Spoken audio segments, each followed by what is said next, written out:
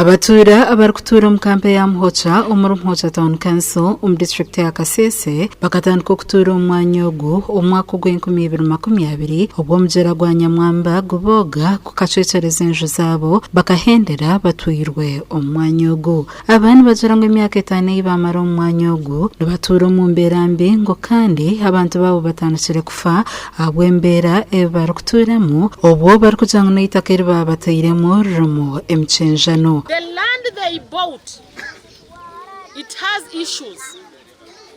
And even the office itself didn't consult the community around. They just had to buy and even pay without even their knowledge. Okwetamba itoko nikwisha obwanyuma y'okufa kw'omugurusi w'emyaka 7 ofereire omwanya ogu. We are still here, no food, no treatment, even the water, no tapping. People, we are just sleeping badly. As you can see, Mr. Moderator, you see where we have put the dead body, the way it looks like. The tapping is torn. If it rains now, it will be the worst.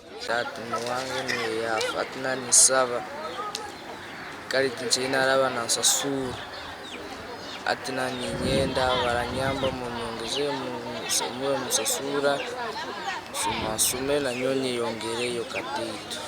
Itakeri noborabero obutaikirizana nkuko abarikutura barikugira babaire bataine kyokukora noho bazigire omugurusi ogu. Tunamutakura cyune mubese muri mwagenda mubimoma birikanganya government kutwamatseko mundu oyu mwakambo omushakuru omyaka 7 obo kuba twama befera abantu yabingenengeni 12 oyo mushakuru ni 12 twabere foromuke kuru myaka 7 na yaberigenda n'abandi baberigenda so nerenda mbiano twamo eretseka hano twama birunza ho myaka mukatu nikera. I appeal to the government. They should speed up of settlement. One, for us we have the solution. If they see that buying food is expensive, if they see they can give us, because every quarter according to the work plan they are supposed to give us quarterly food every 3 months. If they can cut off that food for 6 months and they settle this community. Gashakwa Gilbert Mahanguzi.